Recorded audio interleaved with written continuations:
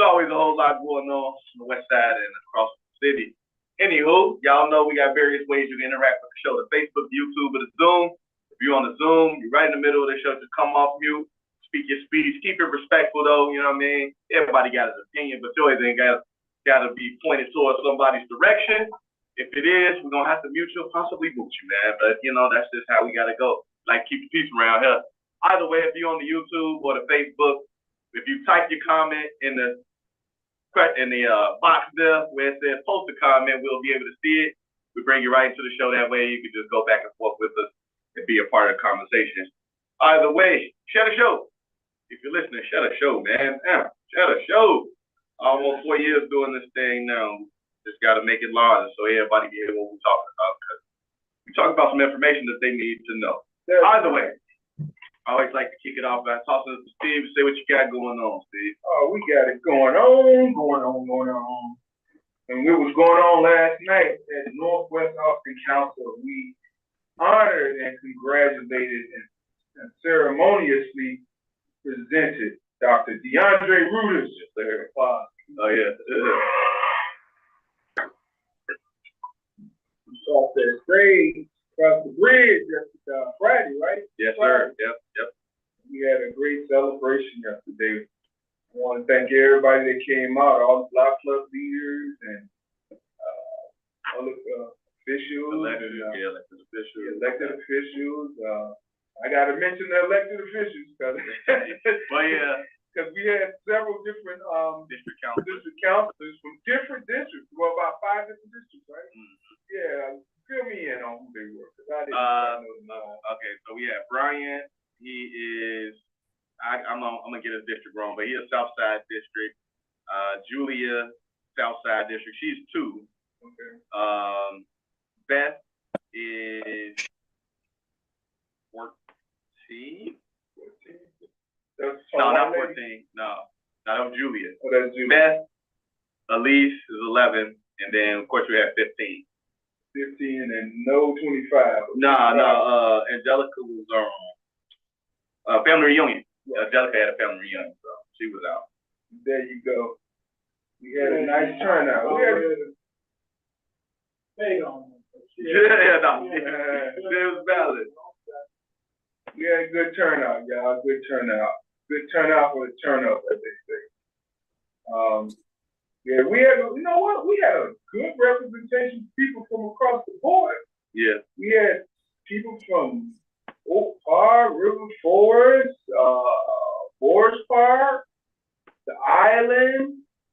We had good representation all across the section, to tell you the truth. Galewood, Austin General, Austin Minor.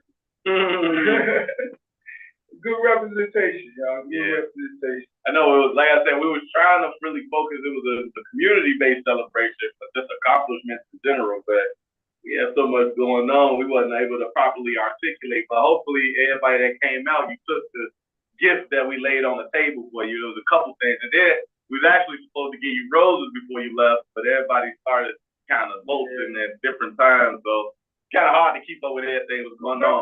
I got a bunch of roses though, so I'm just, if I see you in the street and I know that you're doing good work out here, you're gonna get one. Because we know the whole thing was about giving folks their flowers. Don't even worry about it. We're gonna do it again. Yeah, we're gonna have to do it the right way. Well, that was my intention, was to hopefully start something that we could do as an annual, just again, we saluted accomplishments, because you know what I mean, there's a lot of folks, you know, that aren't, you know, so widely involved in things that, you know, they're doing some amazing things too. The moms that sending their kids to college for the first time college student that just finished their first semester, and there's a bunch of stuff going on that needs to be highlighted. You know what I mean? More hurdles. Yeah, for sure. Jamae, she just her LSC, and they had their ceremony earlier that day. Yeah, man. So, you know, there's a lot of stuff that you would like to highlight that, like I said, we didn't necessarily get a chance to, but you know, man, we could keep doing that. Well, I'm sure that's something that it was easily produced. It wasn't like it was a difficult call. So we're gonna cross some of these hurdles. I mean, one of the biggest hurdles I find in the city of Chicago these days is just public violence and crime. And if we doing some things, small things to get us through this, keep us safe, we're gonna definitely create small victory parties so that we can have these maybe monthly or every 3 months or so, 4 times a year. The end of the summer, the end of the winter, the end of the fall, whatever. We need to do this. We need to celebrate our accomplishments. No, that's for sure. Yeah, That's it. Our victories. Yeah. All in all. But what was funny? DeAndre, his twin brother was there, Deontay, and I haven't seen him in a while. So I'm looking at him like, man, what y'all doing? Changing clothes or something? Real. Cause he just got bigger and DeAndre and got little. Yeah, we do it all the time, man. I don't understand it. I don't understand it. When we became adults, there was really no time point where we both were small at the same time. One was big, one was little. One was big, one was little. And it just keeps going back and forth like that. Universe. Yeah, I ain't getting big no more though. It's just me. Yeah, because I done really changed my lifestyle around here though. You know what I mean? So yeah, that's an important factor for sure. Yeah. But it was funny. Several people came up to me. They said, I didn't know DeAndre had a twin brother. I was giving him an envelope because I saw him. I said, no. He said, yeah, he got a twin brother. But that's cool. Yeah, you still could have gave it. Yeah, right. That's cool. Yeah, I thought you knew. I thought everybody. You know what he said to me DeAndre? What is that? He was in line, right? But you got to honor me on DeAndre and said, no. It was that guy. Yeah, right. He said, I don't like you look like. I'm not today. Right. They were on about 5 minutes later. I said, yeah. No, this is the thing I got all night. Hey, y'all, where's the guy, Mosaic? Oh, yeah. I'm going to call him out tonight. Man. Call in. I'm hating on him. Look at how I hating on you, Mosaic. I had a guy from Oak Park. He an attorney. He came out. He's like, hey, where's the guy that's the fellow that's always talking on there? That's right. I was like, who you talking about? Mosaic? I said, I was waiting on him. I told Steve, did he come in? Right. Everybody's waiting for him. Let you know I'm trying to go load up right now. Sure. That's funny. So Mosaic, if you're out there listening, you gonna tell you. don't go raise your hand. You know that. So Tiny, you had something to say? You know who I forgot this. Go ahead, Tiny. Yeah, now I ain't gonna say no names, but like, sometimes we are more than just ourselves. Sometimes we belong to the people. And so we can't be taking chances with our lives, Sometimes, especially out with traffic the way it is now, we can't just be out there, riding a motorcycle without no helmet, because accidents happen. That's why they call them accidents. Right, and yeah, so I just want to say that sometimes you ain't just for you for the community too. I got my helmet. Right, I'll put it on. I put it on. We out there trying to ride pretty, man. Right. I know. Hey, but I had a great time last night, and that was really a great salad I had. It was good. Oh, great. Yeah. Yeah, the food was good, man. Yeah, I wanted to, we had 2 vegan caterers on, I had, somebody called me Roman. Roman called me, was like, man, I didn't know that Italian beef was vegan. Did you like it though? Right. Yeah, like, a little salty, I suppose, but it was all right to me. It was good. Like, man, look, I was just trying to, trick y'all. The texture, the taste, everything. That was mushrooms. Mushrooms. Yeah. Mushrooms. I don't eat mushrooms. Oh, did you eat? Yeah. Well, shit out of them. The roast beef, steak time, I think that's what it's called. Huh? And then with the ground beef, as far as that was ground beef? No. Oh, chickpea, I think, right? Chickpea? Yeah, chickpea protein. Texas vegetable. Man, what kind of wizardry, hoodoo magic stuff is she doing? What name? Michelle is a great cook. Amazing when it comes to that vegan. Amazing. Because I'll tell you, man. Amazing. The tacos, she had the right shell too. Man, yeah. She had the right garnish. I mean, the condiments. I mean, it was hot, but that was the cayenne. In the what? In the tacos? No, with the tacos. Yeah, I couldn't tell. It's like real good tacos. Wow. Yeah, man, it was all good. It was good. I'll tell you. I asked Arnold, I said, Arnold, what this food tastes like to you? Because if Arnold said it tastes like beef, I'm going to be like, sure does. You know that now? What? Go over there right on Bruno's Beef. They sell that particular. They do? Yeah. They have a. And that's mushrooms? No, over at steak can. Oh. You know, they come out with something. I'm like, man, I'm telling you, the texture, the look, the taste, all of it. I don't know. I'm like, how do you? In the herbs and the seeds. Yeah. Yeah. That's the catch. Yeah, but it felt just like beef, Italian beef. They're so improved now. Old school way, and you start from scratch, and it takes some time. Okay, so now somebody got to tell me this. How do you have vegan bread? I don't understand that. I don't think the bread was vegan though. She said it was vegan bread. Oh, which one? The rolls. The rolls for the Italian beef. Sure, man. Again, it's whole grain, first of all. No gluten. Gluten free. Now, when you take out a process from whole grain and it's just whole wheat, Right. that's what you get your gluten. Okay. Because I'm like, well, man, I'm just lost. Then the what do you call it? Not the vegetable tray, but the sweet tray, the sweet table. Yeah. Now what's going on with that now? Because I don't understand that. Well, that was regular. That was from my neighbor Judy. Okay. She right here on the island, and she does the treats. So she just made a bunch of treats. Okay. I didn't know she was gonna make that much. That I shit was a lot.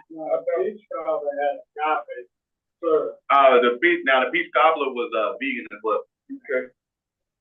So it was all vegan. You know, a lot of people what I think were aged up. Iverson especially. Right. He had both the meat and he had the plant-based food. You know, earlier on this, I'm gonna try that meat, and she brought it over that store. Wow. He ate it up. He enjoyed I'm like, man, I couldn't tell the difference. Even the chicken was all good too. I like the what was it, baked chicken? And jerk chicken? It was all barbecue, but one was regular, one was jerk, and one was lemon pepper. Yeah, I missed the lemon pepper. The jerk had the hotness to it. Right. Everything was good. Good spread food. Everybody had a good time. Everyone did eat it up. Oh well, yeah, I didn't leave anything, and I'm happy about that, except for a lot of the treats. But yeah, but that's fine. Shoot, They're small enough, but ain't gonna be up there. Everybody had a good time. I say everybody walked out there and said, "Oh, we had a great time." And everybody, I told her, I like doing events with older people, but they leave early. They don't hang out. You're like, man, what's after party? What after party? That's next year. Come back to the same time next year. You might be able to have it after. But wow. Yeah, I don't think none of us 30-plus-year-olds can stay up past 10 now, man. Nah. We like, man, forget that. Right. Yeah. You ate that food. You want you up, stay in your blood, you send it on the go home. Mm-hmm. Well, we went out after. We went out, me, Chicken Wing, it was the comedian, and my boy C-Nice, that was the host. We went to a bar, 222 Wabash. Just kicked it out for a little bit. They were thinking about going to another one. Yeah, I'm going home, y'all. Shit, I ain't making home about 2 though. So. Yeah. That's gonna be your last 2 o'clock night. No, I'm on vacation. Shit, I'm hanging out. I'm trying to enjoy my vacation. Yeah, she did. Yeah. I moved where she touched ends. Look, dessert whipped What's cream. your nephew said, hey, he said, what's that? Yeah, Ayala. Yo, Ayala over there, she just got into the cake. And all the evidence on the Steve. Man. I wish he had blue lips. Yeah, man. I He rubbed off all the the name. Yeah. I said, boy, he gonna go tell on him too. Tell him because I had my nephews, I had gave them my iPad and my mic. I'm like, go ask people, their thoughts, like interview them. So I thought he didn't do it. I go home today and I'm looking. He done interviewed the congressman and a couple other folks. So I'm gonna put the little collage together. there you go. And yeah, so it was good. It was good. It was real Great good. turnout, great night. I didn't get a chance to really do a whole lot of shouts out and acknowledgments, but my sister's mother, mother and father were the ones that was running the photo booth up front. Oh, really? Yeah, so that was my Okay. sister's mother and father, and they are trying to, get that off the ground. You know what I mean? Which obviously was helpful. Like it's right there. I just set it up to get 3, and they email it to you. So for everybody that got a photo, their number is attached on there, and if you would like to call them out, reach out to them. Very affordable. So please. Well, how do they do this? They charge by the event? Charge by the event, yeah. Charge by the event. Yeah, that's one of the better photo booths. I don't like that spin around. Spin around, yeah. That Hasbud wood. Realistically, it just makes the room look crazy in the background. Yeah, you gotta have a, yeah. I'll get my picture from. Yeah, You and I and Barry. you did. You got it. Yeah, I think that was one of the better photo booths that I've seen. But yeah, it turned out pretty good. Turned out really well. What else was there? Did Congressman get a chance to speak? I don't know if he had a chance. Yeah, he did. Right after the comedian, Okay. And had good music, a DJ. Yeah, I like the saxophone. Yeah. Man, yeah. Yeah. I thought it was he had a record on the search at Well, first. he remembered that gentleman that stayed on YouTube that flows to the sax and all that. You professional guy? Every time I kind of go on YouTube, Oh, really? yeah. Everybody's getting into that. Right. Well, the saxophone is an 80s thing. You can't listen to any music from the 80s without hearing the saxophone somewhere in there. There is a lot of women. Man. It was on point. Yeah. But yeah, again, we had a great night. And, I think everybody enjoyed themselves. And the good thing about it was no one had to go far. Right. People did, even the ones that came right across the border or just over to the next community, it wasn't far. Some people walked. Many of them walked to the event, so good night, y'all. Yeah. Good night. We just got to keep this stuff going, but we got to make sure we out there doing the work to have these great victories. And if we can recap, because, all in all, DeAndre has moved up to his PhD status, but he's still going to be out here hitting them bricks and stuff in the community. And we got to look at how do we take this to the level that we needed to be at. Because we all getting older, y'all. And time is the value. Since I met the young man, Kobe, I've been trying to make sure that plug him in. So he was here last night. He was a young man that had the suit kind of. First he had a tie on, but then he took it off. He was sitting at y'all say one thing. He's one of the conversation. That's the guy that I was talking about the food with. He said he hadn't eaten red meat in about 6 years. Dan Jim. Yeah, he was off to your right. He was off to your right. Oh, okay. I didn't know he hadn't eaten meat yet. So he young man from the North Lawndale community. He's a peace warrior. He's a peace warrior, and they do some cool stuff. I think I mentioned this the last show, or maybe 2 shows ago, but I had went over there, took a tour of the school, North Lawndale Prep, College Prep, and he was taking me through the building and showing me some of the things that they've incorporated to kind of help with holding court with peace in mind. And they've created a very good culture of peace, if you will, whereas those students that are these peace ambassadors generally come back to the school in positions of leadership, whether I believe the principal, he said, was a person from the school, some of the hall monitors or whatever other senior positions that they call them have also been a part of it. So now they are coming back and bringing it and infusing the culture with this idea of establishing and holding peace. And so that's pretty cool. But he's 20, maybe 20, anywhere from 24 to 26, young man. You know what I mean? And I'm like, he one of the ones that I'm like, I bet I want to make sure that I can help you as much as I can, in whatever way you like. You know, that's part of the way to do it. You know? Yeah. Just gotta help them out and get out the way. Each one help one. Yeah, for sure. Speaking of Lawndale, today is Father Larry Dowling's last day as the priest at St. Agatha's Church, St. Martin de Porres, St. Simeon, whatever, St. Angela's, St. Our Lady Help of Christians.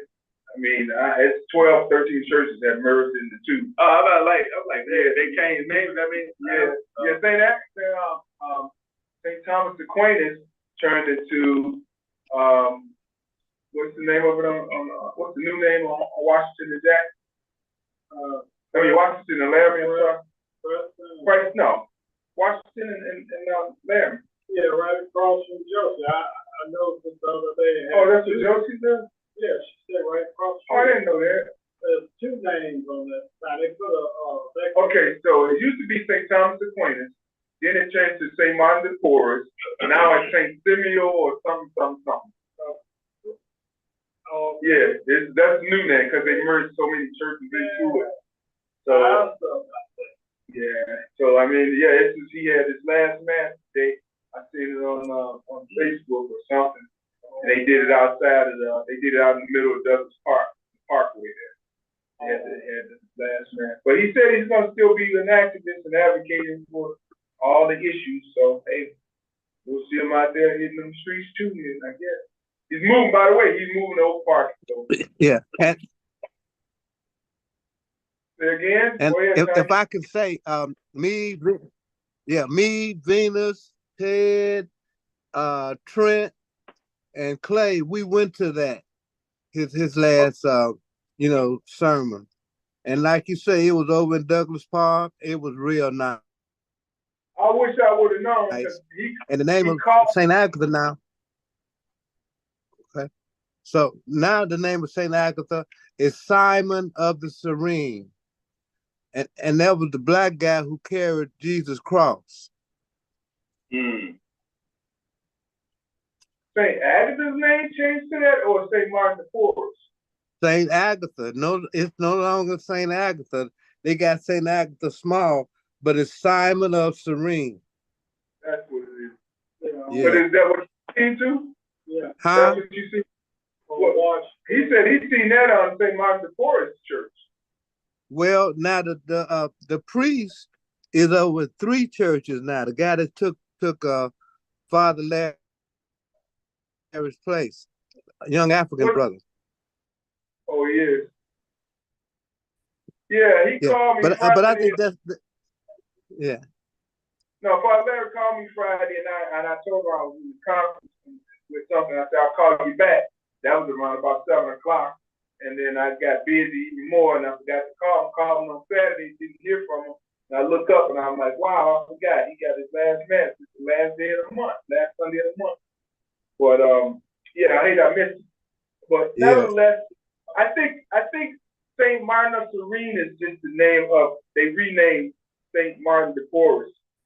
I don't know what, because you can't have 2 churches with the same name, right? Like I said, when I saw the new sign go blank. Right. Wait a minute, where's Joseph live? Right straight across. On Washington.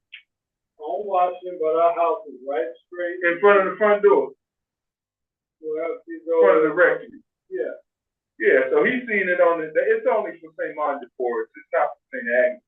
Because I talked to Father Larry, and he told me they really were trying to change St. Agnes' name, but they're not going to do it. Or no, they were trying to merge it or something. They left both names on the Yeah, but yeah, if you go over there, they got a big sign lit up, Really? Simon of Serene, and that's Right. terrible because imagine that poor brother was just watching what was going on, and they made him carry the cross. It wasn't like he said, "Hey, let me help you." The Roman soldiers made him carry the cross. Right. So this is my question. Is that name is on both churches, St. Agatha's and St. Martin? Well, I saw it on the sign. Right. It's definitely on St. Agatha. Right. And then Arnold said he's seen it on St. Martin, what's the name of St. Martin the Forest? Yeah. Oh, yeah, on the sign. Wow. So that's I don't know how they do that. So if you drive down there, you see it Now, lit up. I do understand this much, that the priest at St. Agatha, well, Father Larry, that's what he was doing. He was supposed to preach for both of the churches. So he was in between the both of them. So maybe that's because, I don't know. It's something different the Catholic Church doing, I tell you that much. Because there have been quite a few Catholic churches that closed. But Yeah. nevertheless, we wish him his retirement a great, and what do you say to somebody retired? A great retirement? Yeah, well, he said he taking a 6-month sabbatical. Yeah. Well, that's good. Yeah. Yeah. So, yeah, so he a priest, and I really wasn't close enough to say, man, so now you could get some,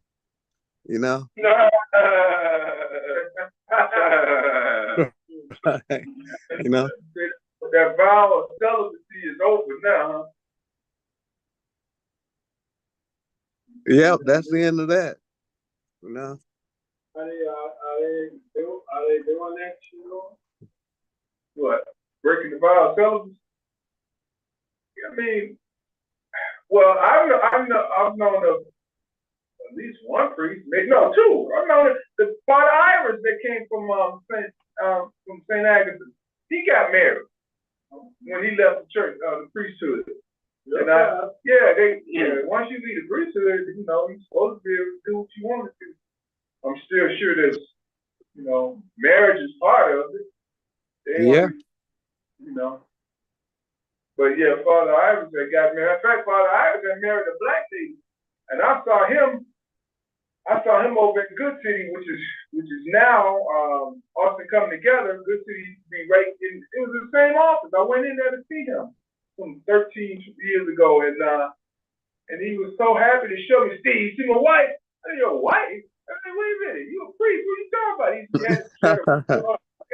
He's like, look, you turned the picture right up, black lady. I said, wait a minute, what are you talking about? He's like, I left the priesthood and I got married, I'm like, and you married a black woman? He said, yeah, let me show you my kids. I'm like, how did all this? I'm totally lost. Yeah, but she had some teenagers, grown kids, and some almost like 19 and 20 or something like that. But he had a happy life until he passed. He ended up passing some 3-4 years later after that. I was back in 2013 or something like that, or 2012 or 2011. I went to go see him, and he ended up passing some 2 or 3 years after that. I think they moved to Hawaii too. He and his family. They moved to Hawaii. So, if I'm not mistaken. But hey, that's what we all at, y'all. We all at the point in our life. We got to start living happy, man, and getting it done. We've been fighting the fight forever. It's clap your hands. Yes, indeed. Clap everything. What you say there, Barbara? How you been? I've been doing real good. That's excellent. Yeah, I wanted to ask you what person that you submitted for the scholarship. Do you remember the name? Gibson. What's the last name? I don't remember that name. They supposed to have submitted it? Yeah. He told me they did. But I can confirm. Have to confirm. Okay. Yeah. I was just, surprised that, the scholarships, they ask for essays and stuff, how some of these young people don't do no like community work, right? I mean, I was, highly disappointed in that, and they really had nothing to put on their resumes. Right. And on a scholarship, and I was just like wondering why, they don't go try to get some work skills in and stuff. It's just so blank. I know a lot of parents like, oh, I want you to focus on your education, but when it comes to these scholarships, you got to show some meat behind what you have accomplished. Well, And I I mean, think it's a disadvantage to kids when they say, oh, just focus on your education, get through school, but they have nothing that they have done. But you gotta do community. What's those hours you have to do in high school now? Community service. I mean, I don't know if they have to do that though. Or they stop it? I mean, my niece never talked about it. Oh. She's never talked about it. But Barbara's right though. As I was saying, when we were going through the process for the commission, they were telling me that some of those young Hispanic people have amazing resumes, and they're in their bottom 20s.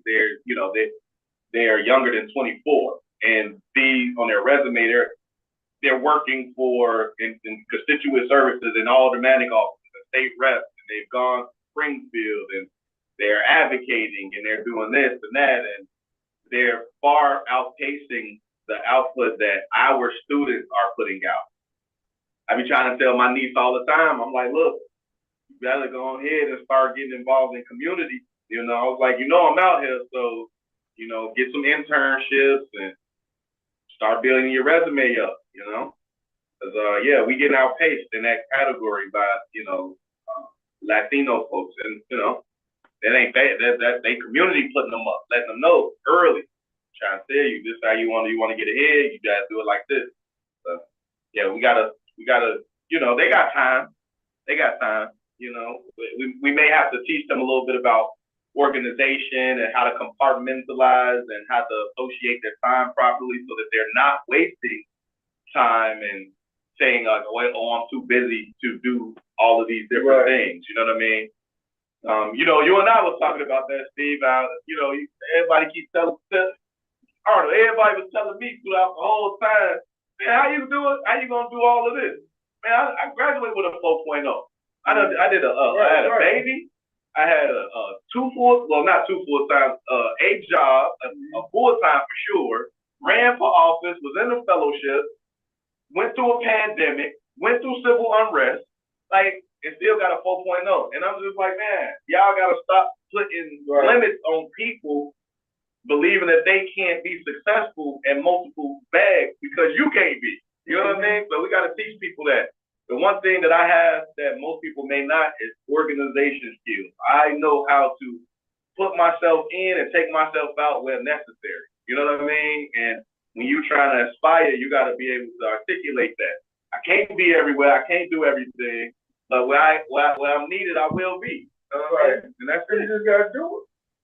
That's the main thing. Do it. And work out the formalities later. We can't even get people just to do it. Be real about that. It's not all the organization skills and putting it in your head.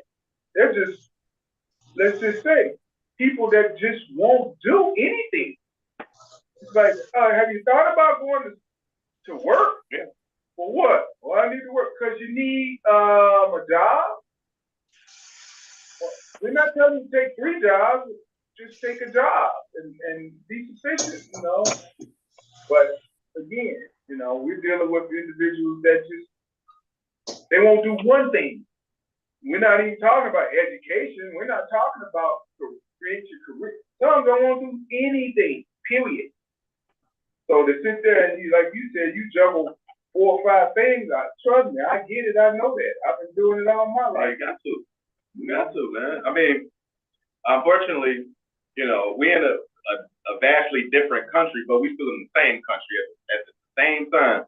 At the end of the day, when you're a Black person, like they said, the adage goes, you're going to have to work twice as hard to get half as much. What did we talk about? We were talking on the side about what cities what it takes to create generational wealth, Right. or just wealth in your family. Right. And they said in Boston, Massachusetts, the average the average white person is already ahead by what? They said per hour.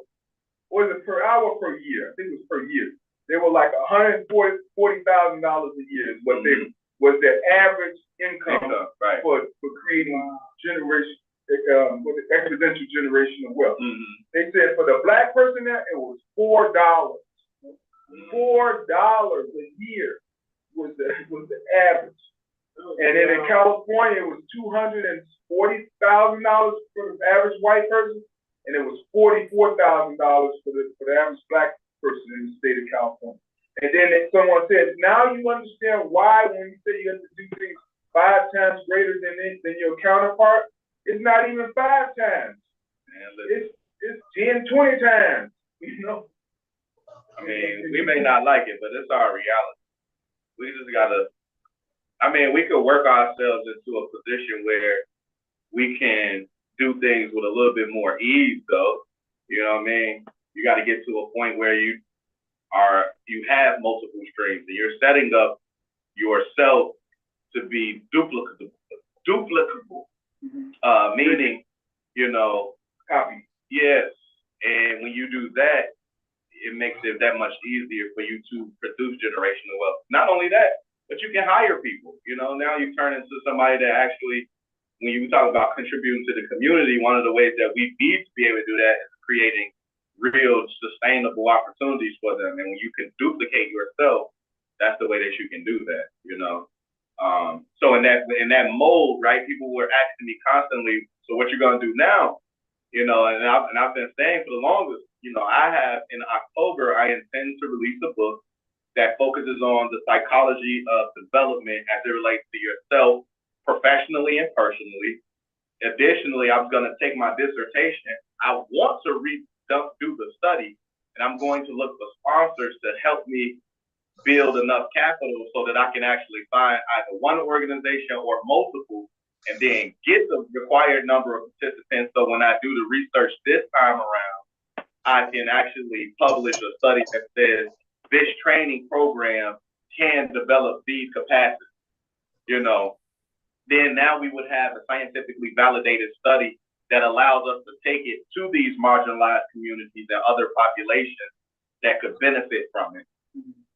Additionally, I'm going to create a coaching program similar to what we did in school. I created a bunch of templates because I had coaching, and I actually felt really good about it and got a lot of great feedback. One of my colleagues that graduated with me as well on Friday, he took my coaching session and used it for his patient as an example of like, this is what good coaching looks like, you know. And so, I was honored, number one, but also that gave me the understanding like this is something that I could produce. I say all that to say, once that happens, I want to do a train-the-trainer model so that I can create a training program based on my dissertation, but give opportunity to somebody that wants to be in front of people and train. Here's something that could be beneficial to the community. Boom. Teach this coaching model that I use. Here's something. And now when you do that, you're creating empowered people who can go develop people, but you're also duplicating yourself in such a way that you don't have to be everywhere. You know, so people keep asking me, what's next? That's next. That's what I'm going to do. And that's how we're going to continue to duplicate ourselves so we don't have to do everything. Right. Not to mention, I got these goddamn loans. I got $200,000 worth. We hope our president reach back into his bag of magic tricks and pull that out of his bag. I got a friend I went to grad school with. He still owe $160,000, and guess what? He just retired. He turned 65 the other day. He went down to do his get his Social Security. I was like, dude, you get Social Security, you still owe the school and the government and everybody else $160,000 for college? I'm like, wow. Man, listen, we're not doing that.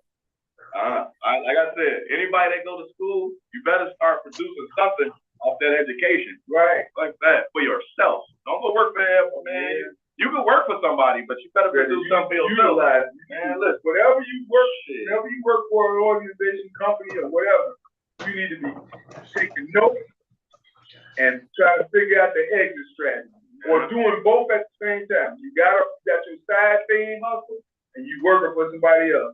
Cause look, I tell all my kids, I say, don't be like me. I work for big companies and Fortune 500 companies, and at the end of the day, ain't none of them gonna make me at the top of the list. Matter of fact, every company that I've worked for, they all folded or they reduced. Mm-hmm. I worked for Motorola. Motorola was the biggest cellular and electronic company in the world. Mm-hmm. Guess where Motorola is located now? In China. They're owned by a Chinese conglomerate. Mm-hmm. I mean, the campus that was in Schaumburg, gone. That was the biggest campus they ever had. It was, I never thought that would close. I drove through there about 4 years ago. Tumbleweeds going down the road, boards on the windows, the roads all. I mean, it was just, gone. The company I work for that made stationary power tools for Sears, gone. Every company I work for as an engineer, design, mechanical, manufacturing, or industrial engineer, they all gone. Even the last company, Peerless, they reduced it, and hopefully they'll still be around, but they're dwindling also. They are dwindling, but hopefully they will sustain. Mm-hmm. But yeah, I had to sit back and think about that. I'm like, man, every company I've worked for has, over the last 40 years, has they either went down in numbers or they're no longer the big super company that they were. Mm. So when I worked for Nestle, I worked for Edie's first, and then Nestle bought us out. So I was laid off for the first time, and I finished my bachelor's, and then I came back, and I spent another year and a half with them. And during that year and a half, when Nestle took over, they created a structure by which you could get promoted to an area sales manager, but they will go get you from college. Mm. And what struck me was that you had first of all, they let the black leadership go, which was the best leadership. And then for so one instance, we had a black man that was from Pepsi, that was a manager in Pepsi. And they brought him over and they put him on a truck and had a ride. And he was upset. He would always be like, man, D, like, I can't believe this shit, man. I came from over there in the same, basically it would have been a lateral move to become a manager with Nestle. And they put him on the truck. He was basically the same position as I was. Wow. He might have been making a little bit more money. I don't even know, but probably was the same money, which was good at the time. I ain't gonna lie, but he was upset, and obviously had possibly something to do with his skin color. I ain't saying it was. I will say it will. And then what I noticed of those young people that they were going to get from the schools, they were all white. And then they as they started to train them up they started sending them to the corporate office. Oh yeah. That's what and like I was upset because I spent 5 years with Edie and a little bit of time with Nestle before they did the layoff, which was okay to me because I was like, I can go finish school up. And up here, I'm saying like, yo, hey, what y'all doing? Like, y'all don't have to go to the school. I'm right here. They don't move them. Man. Look, let me tell you the situation. I worked for a company called Hamilton Abnett Electronics. They were a peripheral distribution company. They sold all of the IC chips, all of the resistors, diodes, capacitors, all of that for computers in the early 80s. I worked in the warehouse as an order filler and I worked full time, and I was going to Triton full time in the evening. So they kind of knew I wasn't going to be there long. I worked for the company like 2.5 years or something. So by the second year or the middle of between the 2.5, I ended up moving to the front office, and I worked as an expediter, which you got your dash, you follow up on the orders, you follow up with the customer and all that. So they understood I was going to be graduating, but I wasn't going to stay with the company. So by that time I was working, and I had been there maybe 8 months. They hired this young white girl that had just graduated. I was about to graduate from Triton, and then this white girl was graduating from the University of Illinois Champaign. She had I don't know what her degree was in, but she was a cheerleader. Let's just say that she was a cheerleader there. But she was dating not the owner, but the CEO's son. So they tell me, Steve trained her to be an art trainer, to do expediting. I'm like, this ain't that hard. You just gotta have a presence and how to deal with customers and so I'm training her. So about a month goes by, they lay me off. They say I'm the lowest person on the totem pole. Now, mind you, I've been there almost 3 years. This girl just been there 2 months. And they said, I'm the lowest person on the totem pole? Really? So I go and talk to the HR director. I said, well, I probably wasn't at the time, maybe 21, something like that. I could have been 21, I don't know. And I said, hey, man, what's the deal? We had a black HR director. And the reason we had a black HR director is because prior to me coming to that job 3 years prior, they had not hired any black people at that company. And the company was in Bentonville, right on the corner of Thorndale and 83. I'll never forget it. But they would, and I found out why they didn't hire any black, because they had a black guy that worked in the warehouse, and he worked amongst all the white guys that I worked with. He was selling them weed. But he was selling weed to the guys in the front office too. Right. So guess what happened? He got into it with one of the salesmen in the front office because the dude that came his money, and the warehouse manager overheard him threatening him. He said, man, you don't give me my money, I'm whooping your ass, you better have my money.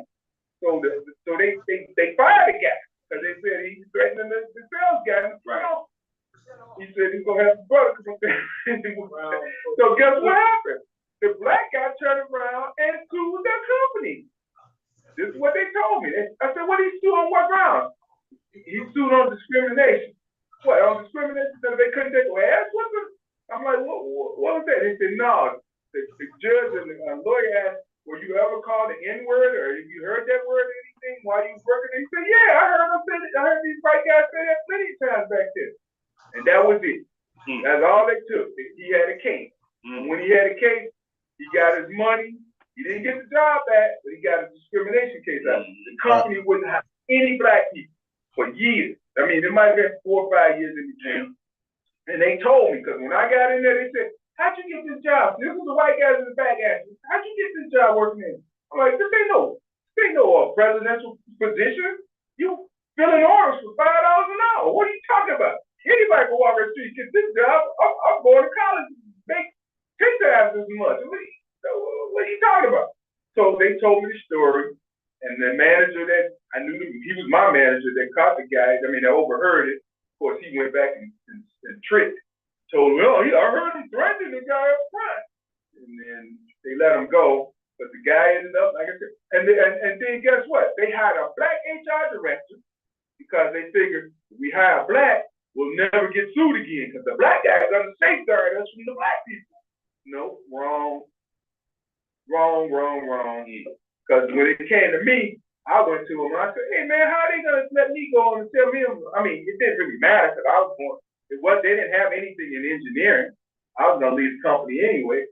But I'm like, don't play with me and tell me that I'm stupid when I know I just trained the girl that just came in for 2 months. She's the lowest person on the whole company. And she's taking my position. Well, Steve, we're going to give you 6 months severance pay. We're going to do this. I say, say no more. I'm gone.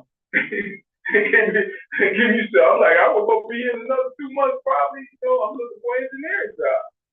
And, but to say that what you just said, they ain't trying to, and these corporate companies, these private companies, you ain't going to move up like that with these people, man. I don't care how much education, how much tenure, if you ain't showing the skin, like you said, skin for the folks, you ain't gonna get they don't get down like that. Now the only company I can say that didn't move in those kind of, which they still had it, would have been Motorola. Motorola was everything is on the board. Go look at the scale, look at what position you can move to in the scale. This is how you move to in the scale. They had that on the board.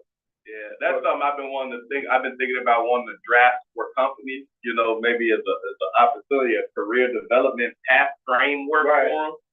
I would always talk about, so after the Nestle situation, that's when I really started to look at jobs. That was my longest job I've ever had at this point, and will have at this point, because these opportunities to move up don't come sometimes until you force them to make it happen. And what that look like is every 2 years you gotta pick yourself against them. Like, hey, I need a raise, or I already got. Right. I got these folks saying they willing to hire me for this amount. Like, so what's up? You know what I mean? You gotta play it that way. The minute you put that gun on their head, yes, you better be knowing they ain't gonna let you put that cold steel against their temple for long, because they already know they gotta be looking at it. Man, listen, he gonna leave anyway, but we gonna make him leave. Look, well, in that case, I know the old man told me, I forgot which one of these jobs I was at. He told me, he said, man, look,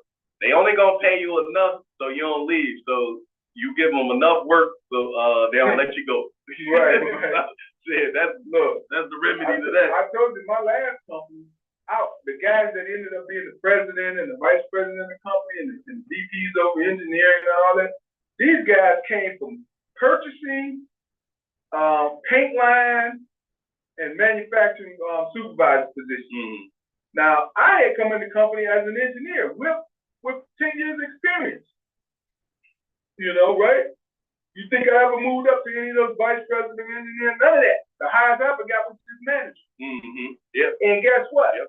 These guys the same guys that were over me, that came in under me in some purchasing positions and paint line supervisor positions, these guys ended up being presidents of the company and all that.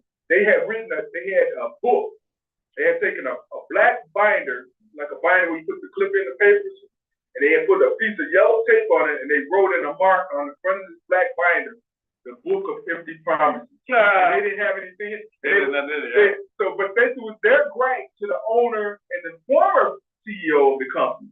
So guess what? When they moved up and I took over their position as managers, guess what? I took the book and I had like my office was like a foreman's office. I had windows all around it, right? So I could see all out into the production area. The engineering was behind me. And I took the book and they left the book in the office when they moved out of it. And I took the book and stuck it right in the window. So one day they were doing a tour throughout the company, and they looked over at my office window and they saw that book that they had sitting there where they were pointing. Look, Steve, he got our book in the window. I said, y'all know what time it is. I worked at that company 20 years. Ain't no reason in the world you work for a company 20 years, the furthest you get is just manager. Yeah, bro. Meanwhile, the dude that didn't even have a degree, had a junior college degree, was the paint line supervisor, is the president of the company. Man. And been the president for over 10 years now. And he was younger than I was. He knew somebody, yeah, they called white people. I knew some white people too, but they didn't see me the same way. But yeah, man, they saw that book, and somebody came and took it out of my office too, because I had it propped up in the window. And they were doing a tour, walking through the building. I saw him pointing. He got our book. Man, y'all know what time it is. And then the president, he had nerve enough to tell me one time, yes, Steve, we tired of you holding the company hostage. Yeah. Excuse me? I didn't know I had a gun to your nuts. I come in to work. I come in to do a job. I helped take the company from, when I first came to the company, we were at like 22 million. When I left, we were at 164 million a year. And I contributed a large amount, a great amount to going over 20 years, definitely the first 15 years for sure, to that greater number. But they thought I was holding the company hostage because I was the one that made sure all the things got done. I had a minimal crew that got the majority of the work done, the products out, the prototypes, the design. Man, look, it was just crazy. But they didn't want to reciprocate. They did not want to reciprocate. Man, yeah, that's why. And then they think you're supposed to be happy with the money you get. Well, we ain't paying such and such this much. I don't care about such and such. They ain't been here as long. Right. They have to endure what I had to endure. They haven't brought this much. They haven't brought this company from almost 100 $50 million different.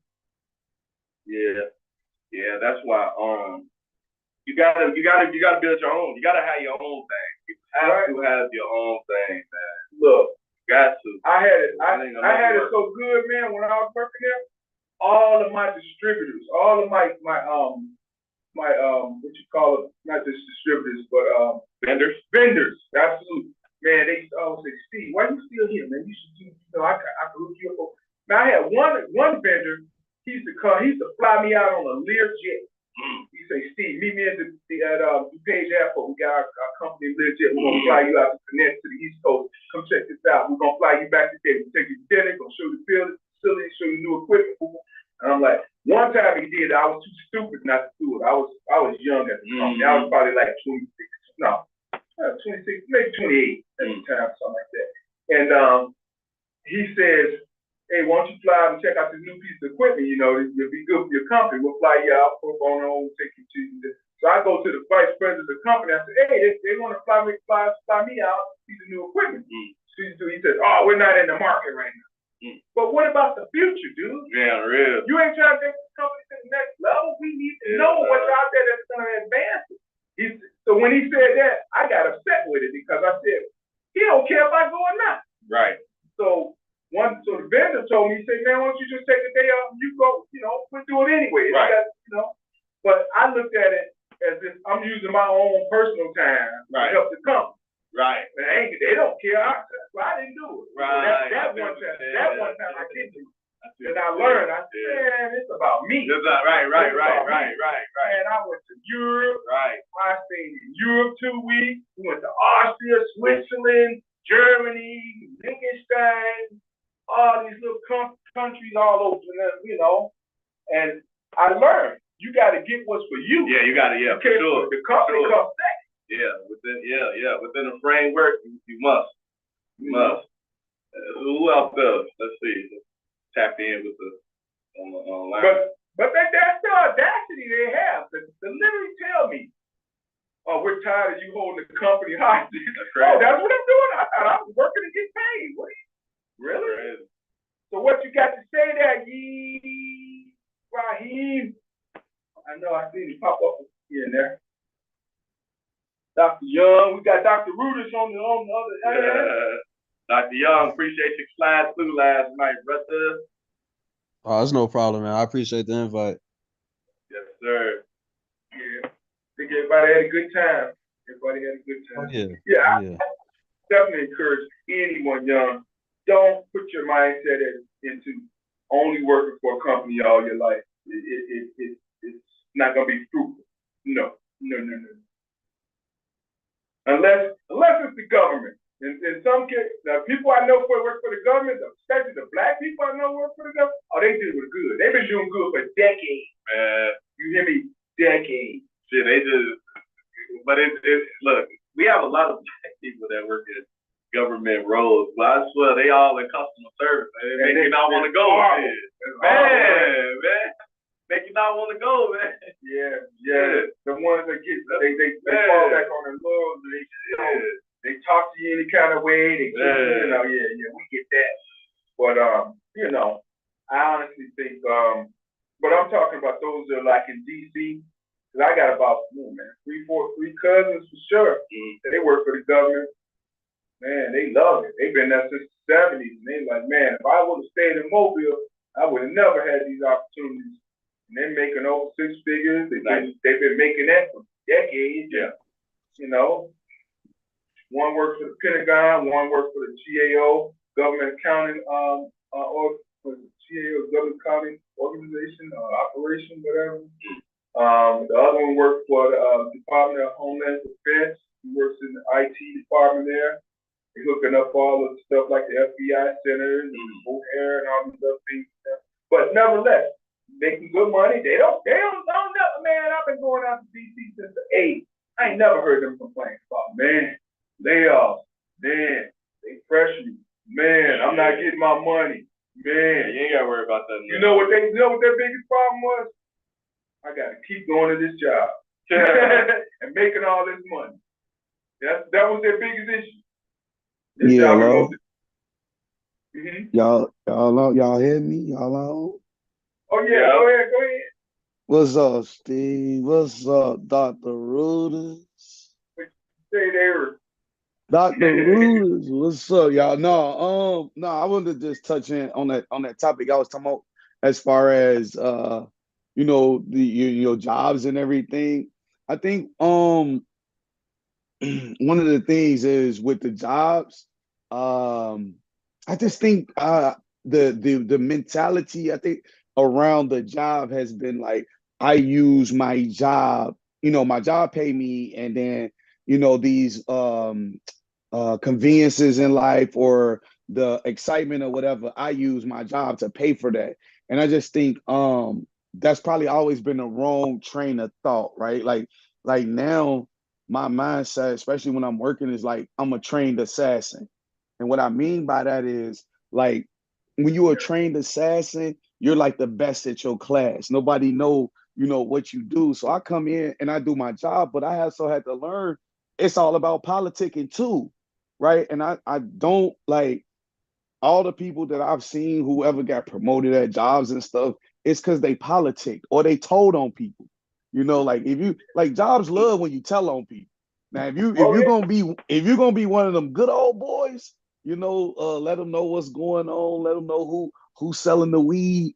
Like you might get promoted a little bit faster too. So I think because DeAndre always be talking about like social capital and stuff. And I think it's important to understand too, is like while we may look at it like, yeah, they skin different than us, like we typically probably don't do a good of job of ingratiating ourselves amongst them, the stuff they like, the stuff they, what I'm saying, and mimic them.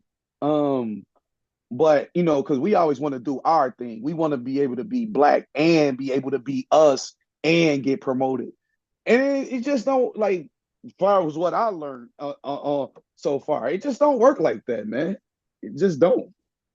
You are But right. that's all I want to touch on, man. That's all I want to touch on.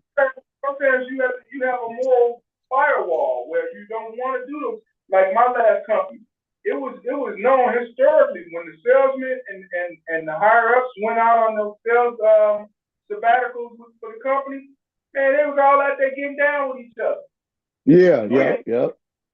I mean, and I knew this one girl. She was like, "Man, they came in my room." 59 God. I'm like, "Nah, man, that ain't me. That ain't gonna happen." So they already kind Uh-huh. of knew, but so they ain't include me because they know I'm not gonna roll how y'all roll, Yeah, and they see, ain't gonna we work. don't it's the game, man. I'm just learning that even still, just working through the process of me being at my own job. And but like I said, the mentality is different for me now. Now it's like when I get paid, I'm looking for what's the investment I can invest in? What's the business I could buy? Like, obviously I started the Toro thing. And I remember on your show, I would always talk about this. And then, I'm always telling people, hey, try this, try this, try this. And I'm just a big proponent of trying stuff, making sure I'm doing it. And if I'm telling somebody it's good for them or whatever, is because I've actually put the work in, and, win, lose, or draw. I let people know how I go. And, even with that, so I started the car rental business. And, just even learning like everything that goes into it. I wouldn't start with a luxury car again, I'll tell you that much. I'll start with something more economy, maybe a $10,000 car. And this for anybody listening, right? Like when we talk about ways of bringing in income and stuff you could do, like my next venture, like um that Audi, that Audi cost me $32,000 to finance. I financed that Audi at 20% because my credit was bad, because I tried to do another real estate deal, went bad. But I'm just sharing just to say, like, no matter the circumstance, you can still try, and that's a very expensive car to try. But after a year of owning it, I had that car paid off this year. But I still look at it as though it's still pricey and it's costly. Like to start a business at that high number is crazy. I wouldn't do it a year later into it because it's cost me a lot of money. But the next one I'll do is like I'll save 10,000 or whatever, and I'll just buy a car cash And that way, that'll turn into a cash car for me, whether I rent it out for $30 a day or $20 a day, it'll still automatically bring me income. And I'm just saying these are small things that we can start doing. And every year on your show, I'll come in, I'll talk about something new, and before I'll try it myself. But again, I'm always encouraging people. If you feel that way, start taking your money and look for opportunities because they are there. Like we keep talking about all these empty lots in the neighborhood. Like I told my brother, the best thing to do with those empty lots is buy them up and turn them into electric charging pads for these EVs.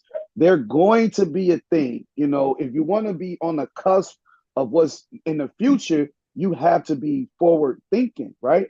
So, and it might not cost a lot to put these things in the ground, but like I said, y'all was talking about jobs and things like that, that always interests me because, I'm big on just the entrepreneur side of taking your money and making it actually work for you. And I think, especially now that honestly, ain't nothing that nobody should want to buy. Like honestly, we know the food fake, we know the McDonald's ain't real, we know the cheese is GMO. Like there ain't nothing you should want. A lot of this stuff is just, attention grabbing. So now I think we really should, as a people, be focusing on income, investing opportunities. And they are here, especially with AI. If y'all not in the market, if y'all don't know anything about NVIDIA and all these different things, like really just educate yourself on that, like for real. Because there's some life-changing money going on right now. Absolutely. Twin, check this out. So the Toro, I experienced renting from them. I went to DC about a couple years ago, and my daughter turned me on to it. She said, "This is a nice little, inexpensive car rental, but it's private. It's kind of like private." I'm like, "Well, I'll try it." I think I ended up getting like a Honda SUV or something, and it worked out. And you're right. Typically, people that rent those, they're coming from out of town, and they're looking for something that's got space. Something's got a little kick on them, got to have a little expressway push on it so you get on the expressway because you don't know the road. And the other thing, the economics, gas, people looking at that. So those three things are what they're looking at. And then, of course, if it's a cheap rental for the day, they're going to roll with it. And I had one, and I was pleased with it, And all I had to do was pick it up, pick it up at the airport, and I dropped it back off somewhere in the airport. And put the gas in, and I was good to go. I like that better than going to Avis and all these other places, that I used to rent cars from. I was probably renting them from all Enterprise, Avis, Hertz. Is Hertz around? I don't think Hertz is around. Oh yeah, Hertz definitely around. Okay. Yeah, they got some. I'll turn around, Tom Brady on my TV talking about Hertz. Hertz, let's go! You know who used to be the Hertz man? O.J. Simpson. Yeah. Back in the 70s, they show O.J. Simpson running through the airport. He's running, like leaping over the counters and stuff. Yeah, the late O.J. Simpson. He just passed like a month or so ago. But yeah, he was football spokesman for that kind of stuff back then. But yeah, you're absolutely right. You got to tap into your own inner entrepreneur and make some things happen. I mean, that's how this country is built. But a lot of people don't realize it. You can do it. Like on Waterboy. Remember seeing the movie Waterboy? You can do it, Waterboy. You can do it. What you say there, Barry Corin? Barry.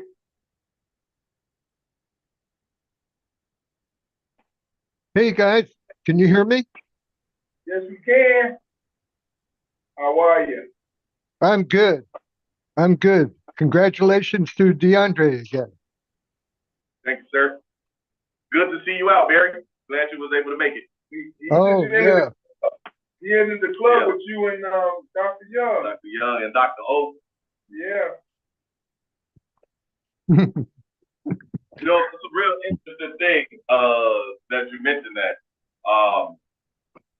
The policing project that I work for, we are very intelligent, a group of intelligent people, because everybody that's a part of it are lawyers, number one. It's the school of law, so everybody's a lawyer. And then you have a bunch of academics, doctors that are a part of it. You have, upper crust, folks with master's degrees, of course. And that makes for us to be like collectively one of the most intelligent organizations that is coming out of NYU. And that is actually one of the appeals that we have as a group, why investors invest in us because of that. And I say that now when you just brought that up, like, damn, we actually have a large collection of intelligence and academics on this platform and just in the community in general, in a way that we've developed the connections and relationships with folks. So we got to figure out really how to harness that. Utilize it for the best yields. With the Policing Project, again, that is one of our staples and one of the reasons why people actually interact with us in the way that they do. So we got to figure out how to utilize all of that. It'll go to waste a lot. You're absolutely right. The way I see things is that you have people that have a lot of years of experience of one or two things. Then you have people that have many years of education behind one or two things. Then you have those that have education and experience behind many years of one or two things. And how do you harness that? How do you incorporate all those, years means experience. Experience means ease of knowledge or knowledge, ease of application. You can't tell me a person that's been doing something for 20 years compared to a person that's doing the same thing for 2 years, they have the same knowledge. It just can't be. It just can't be. The 20-year veteran obviously has to know how to make it more efficient, more productive, and more economical. You would have to say that. That would be, unless you're just a stupid person, And you can't be stupid for 20 years if you've been doing it. You gotta be good at something if you've been doing it for 20 years, 10 years.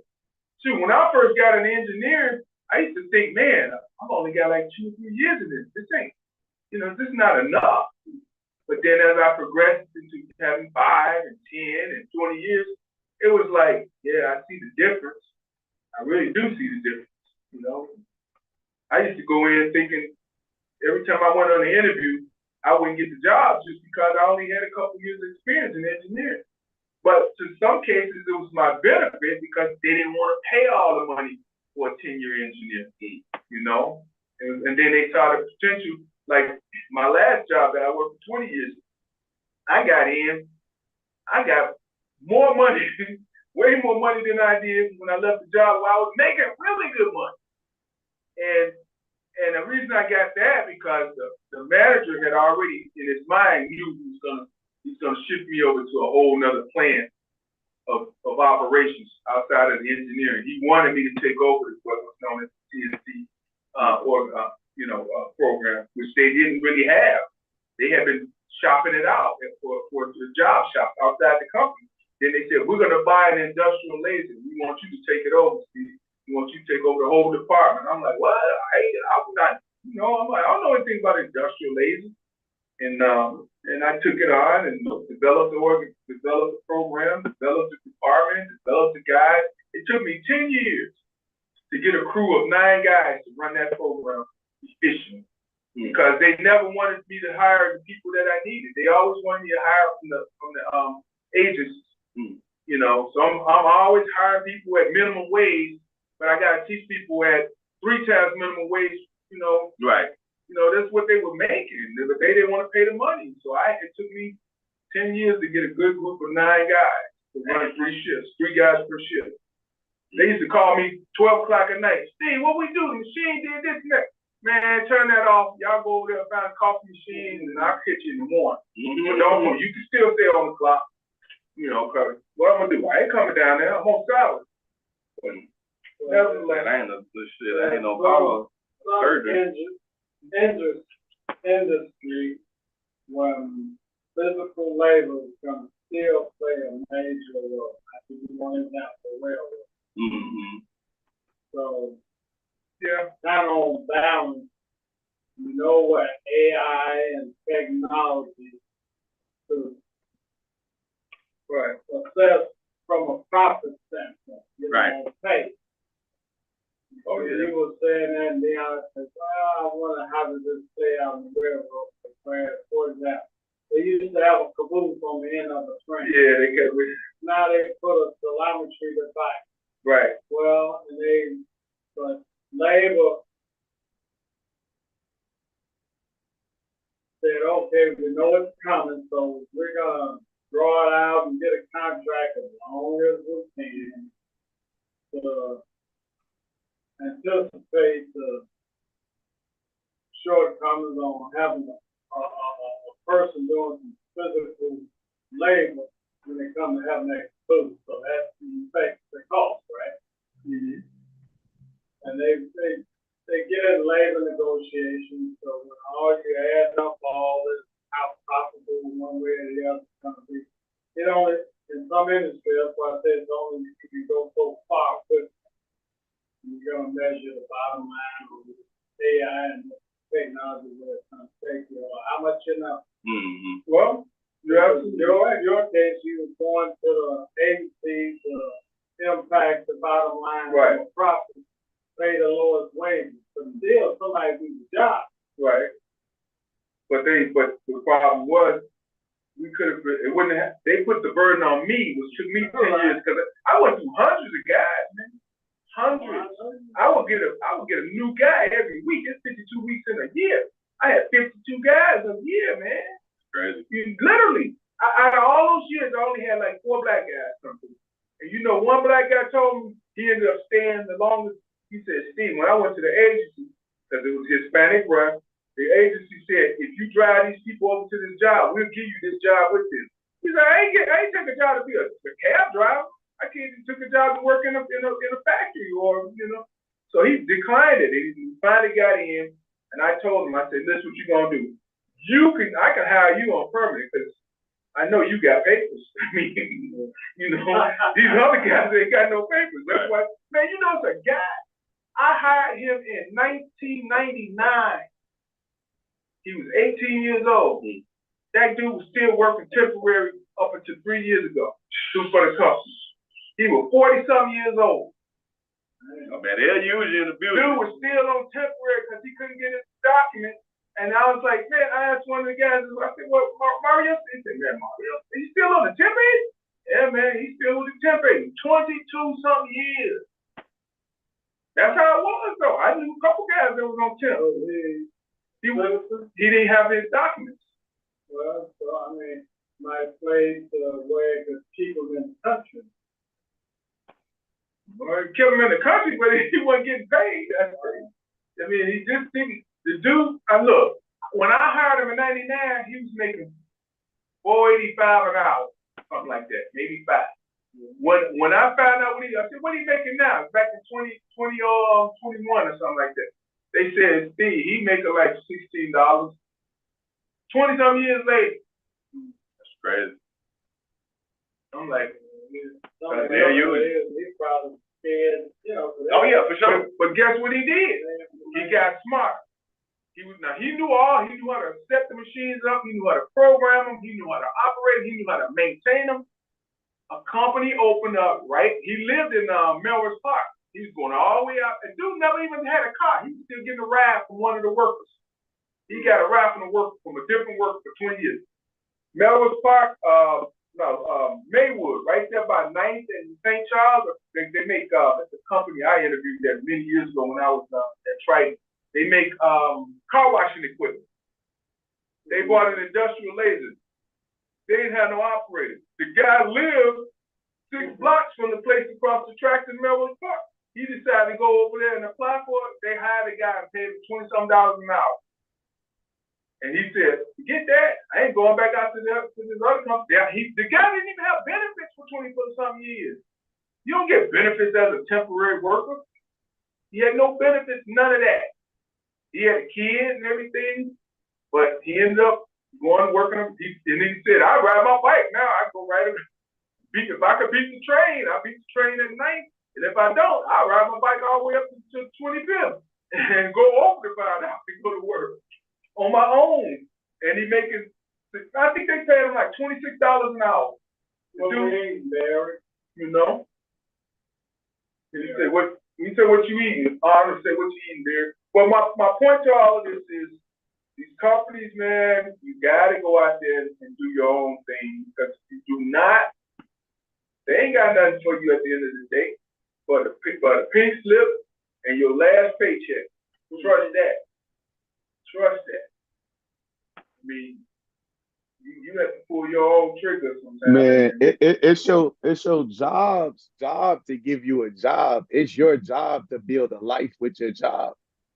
I think a lot again, I just think if you expecting, I don't know. I really believe the message in the earlier parts of like maybe in the early 80s, 90s, and places like that was because they had the idea of the American dream. This is just, what America sold everybody on, get a job, get a pension, get a da-da-da. And whole time they knew, it's not sustainable. I'm still questioning why I'm paying Social Security right now when they keep telling me it's running out very soon, or it's not even going to be enough for me. So it's like it's just all just one big game, and it's been that way. And it's like for people to still not be looking at it like, no, if I have a job, no matter how much you get paid, it's only thing you could do is take the money and create a living for yourself. You're trying to take the money and do the less, like maybe pay all your bills and stuff. But it's like, no, like I always say, even when I was making $13 an hour, I still was saving $5 a week to invest in. So the habit was built into me already, even when I didn't make nothing more than $13 an hour. And this was 2 years ago. So, no matter where you at, income level wise, you could still have the mentality that you need, but you got to stop looking at it like these people are here to give us anything more than, services rendered, money for services rendered. That's why I say, again, I'm a trained assassin. They assign me to a particular task and I do my job so well. Like I'm not even like I used to have that mentality, like my brother said earlier, in terms of, well, I'm gonna do enough so they pay me not to quit. No, I over deliver now because I learned this from listening to like Zig Ziglar, from listening to what's my other Jim Rohn, people like that, where they were saying like when you neglect your job, huh? Rich Daddy, Poor Daddy, what's true? Yeah, but that's financial. That's financial. I'm talking more of personal development. So in terms of personal development, the message that I always listened to was you need to provide more than what your actual job is asking you for or giving, because you're not doing it for your job, you're doing it for you. It's about who you feel like at the end of the day. Like none of the companies will never appreciate you, but how do you feel about you when you done? And once I understood that point, and I understood how I was more important. So now I understand, yes, I'm just a number. I'm just a whatever you want to call it, but pay me for my services rendered. I'll take the money that I get for that payment, and I'll take it outside to the marketplace and build a life for me and my family. But it took so long to get to that point, right?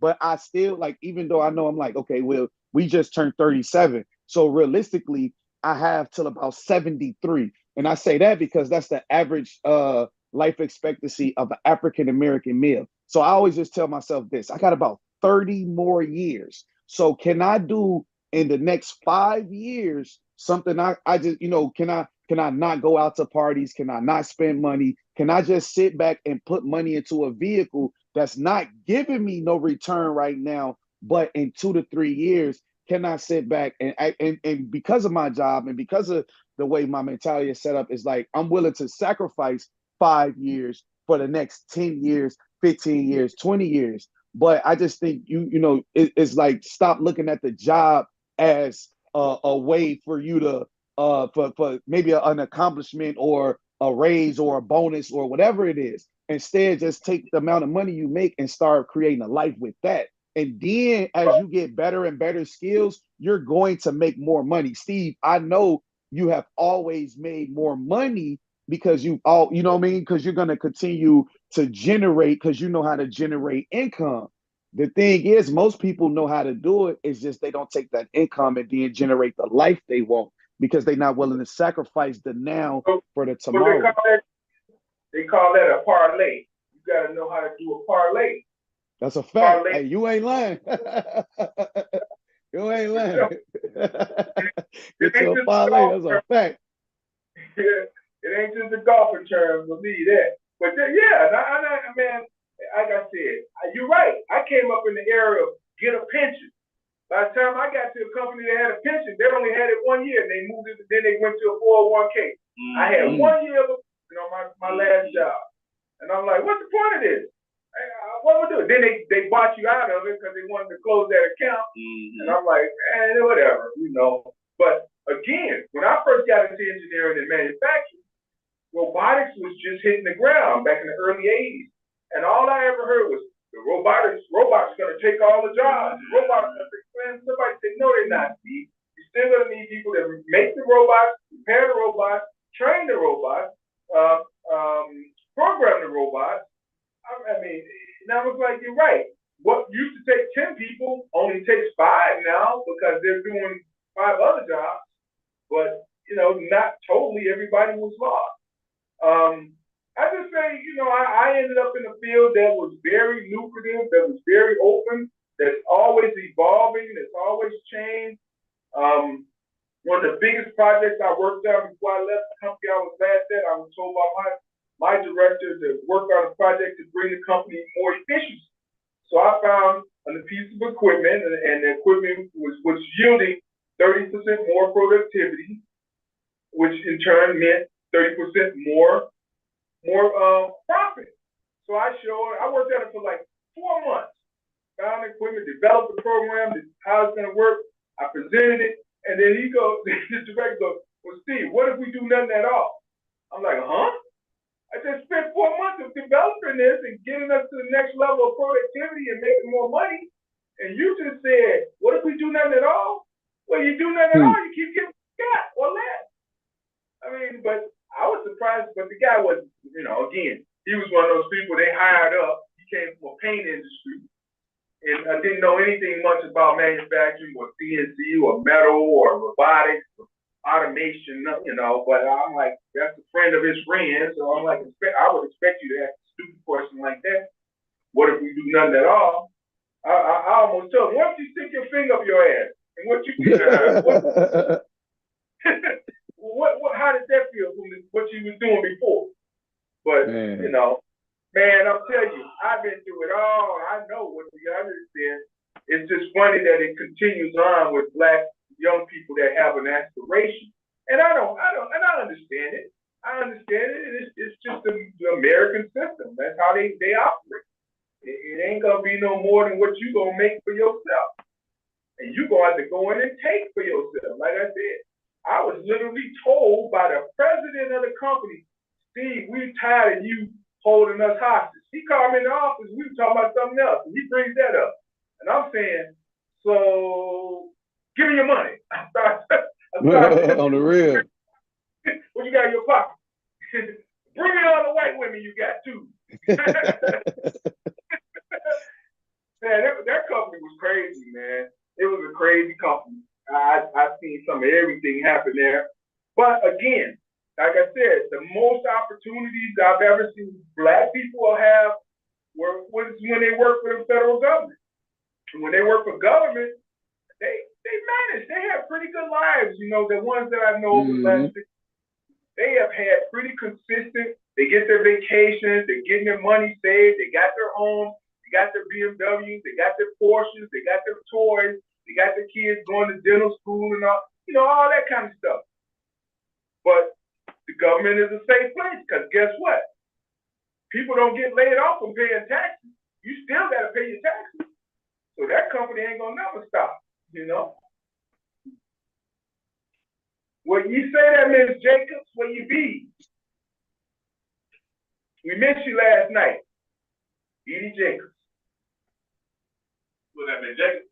Yeah, she been in, but we ain't seen her in a little bit. Oh, man. We ain't touching base. How about you, Miss Houston? What she say there? Did you enjoy yourself last night? Yes, I had a good time. I met some new friends, and I met the lady that owned that store, 5830 West Division, the African the African stuff inside the store. Yeah, that was her. She did. Her name Lorraine. Yeah, I know now. I know who she was because she asked me. She said, "Where you get those lights from?" I'm like, "Lady, I got 15 people asking me to do this." Yeah. She loved those lights. Down here. It's down here. It's down here by it's down there by the funeral home. Right. It's in between Monitor and Menard. Yeah. I kept trying to figure out who she was because I'm like, you stop me, lady. I got 15 people asking me to do 15 things right now. You want to know ask me about some lights that I can't even remember. I'm like, okay. And I'm looking at her like, I know it from somewhere, but yeah. I see her walking across down the street. I'm like, hey, you going the wrong way. She like, oh, I thought it was yesterday. Then she, you know what? Nah, I'm coming in. I'm like, right. Everybody just dropped in, got a meal at least, you know. But yeah, I think it was a great networking opportunity. Yeah. I mean, we had block club leaders sitting with politicians. We had politicians sitting with who else we had in there? Community organizations, lead people, organization lead people. We had everybody. It is what it was. It was a good opportunity. We had Big Roman. Congratulations, Doctor. Oh, thank you. Yeah. I know you're glad it's over. Yeah. Yeah. It was a process, but yeah. I would say it wasn't that difficult. It wasn't that difficult. That's what we all say after it's over, ain't it? Yeah. When it's over, he's like, I remember I told CD that.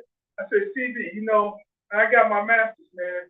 And I reflect back on a lot of things. I said, I remember getting my bachelor's. I remember getting my associates. I remember getting my high school diploma. I remember going to Emmett High School, getting a grade school. I said, man, anybody could do it. If I did it, and then he said, no, Steve, it ain't like that. He said, you had people putting a knee in your back to make sure you stayed on the right track. And I had to think about it. I'm like, no, I know right now. I'm like, yeah, you're kind of right. He said, everybody don't have that. Yeah. Everybody don't have somebody that's totally keeping them on track and pushing them in. Hey, what are you doing? He said it's not that easy. But I said that because it wasn't easy when you were in the middle of it, man. Them late nights doing those papers. You talking about you did a 300-page paper. I'm crying because I did a 60-page paper. I'm like, man. Nah, it ain't made 300. It's right now 100 I'm at 100 and about 110 pages. That's what I'm saying. It was way double than what I did. I was like an hour. And then every time I would give it to the professor, he'd throw it back over. Oh, you need to correct this. I'm like, oh man. That professor died on me.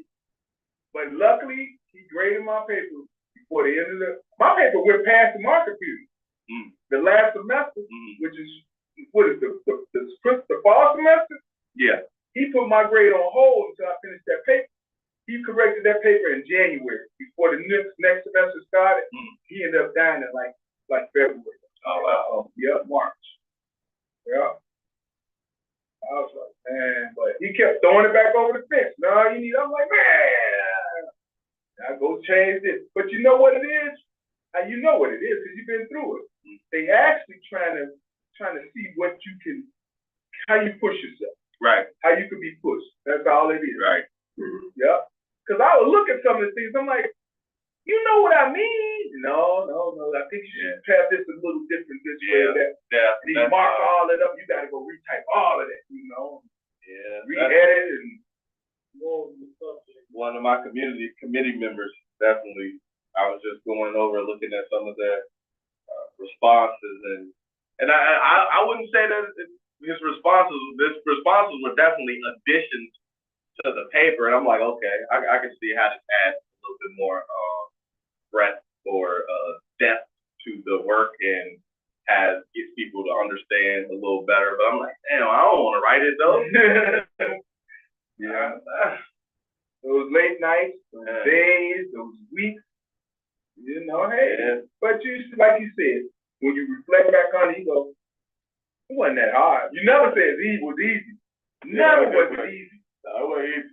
You just go back and say, but when you enthralled in, you like, oh man, I gotta get this done. I gotta get this Well, done. I'll say for me, the reason why I say it too is because I was blessed enough to be able to understand what I wanted to do at a young age, which was business. And then when I got into psychology, then okay, is there a way that these can merge? And then when I learned about IO psychology, say, yeah, that's the path I want to take. And then as I eventually got the master's and then moving on to the doctoral program, and then I started wanting to teach, and I also wanted to learn and have a better understanding of the psychological processes of people and their development, and still have that business component attached. It made it so that when I was in classes, a lot of it was things I might have learned at a surface level through the master, and now we just digging deeper so I can understand the rationale and the foundation and the theoretical implications of all of these different ideas that really led the work to the point where it's at now. And so it was about that piece for me. That's what made it. I'm learning things that I actually like. Right. You know what I mean? Like, and then I see the applicability. And then the last piece is just IO psychology or business psychology. If you look it up in terms of psychologists, we're the second highest paid psychologist there is, behind neuropsychology. And so, I've picked a great profession to make money. You know what I mean? So, with that in mind too, you're like, well, shit, at least I know I ain't gonna never be broke. Right. You know what I mean? So, yeah. You gotta look at that. And something you said about educating or teaching. Yeah. What would you say your greatest satisfaction was with teaching? Helping students understand and push them further, because I had to do it too with the students. My students graduated with me. I had a number of them come up to me, hey, Dr. Rudis, da da da. You know what I mean? So, but I remember like this one girl. She's she comes from a family of doctors, and then I remember one of her papers. I'm grading them, and I gave her 90 something. So Dr. Rudis, why is this? Why do I have it? I said, well, hold on now. So if you got questions, like we can answer. So I started going through. I was like, okay, this was the prompt. You didn't follow it right here. This APA, I need you to do it like this. This is how it's supposed to go. And then she was like, okay, you know what I'm saying? Ultimately, she had to relate and accept it. But that's the thing that, for me, I'm pushing her to deliver better quality. Right. So the paper started getting better after that. And her thing was her father, who's a doctor, and her mother, who's a doctor, are like, we don't do less than a certain, grade. And she's like, so I can't take this home. I was like, well, that's what you earn. Right. I'm going to give you what you earn. Right. Talk about it. I ain't changing nothing, though. I'm sorry. Right. But if you find something, I might give you one more point. Right. But, you know what I mean? So the two things it's just being able to point out and help the students along the way, and so enhance. And then for me, I just like learning and then imparting what I learned. You know what I mean? So, you know what? That was my greatest year also. Yeah. When I was teaching, when I taught at the junior college level at Triton and at Daly, I found that it wasn't the money wasn't there. Right. No. It wasn't nothing like private industry. No, ain't no money in teaching. But I felt very gratified by teaching people something that I could impart on those that I had learned, and then to push them to be better at what they're learning or be better than what I know. Right. That was the most gratifying part. I remember at Triton, I had a bunch of Hispanic students, and they were like, "Why are we really doing this?" I said, "Well, I'm gonna just say this.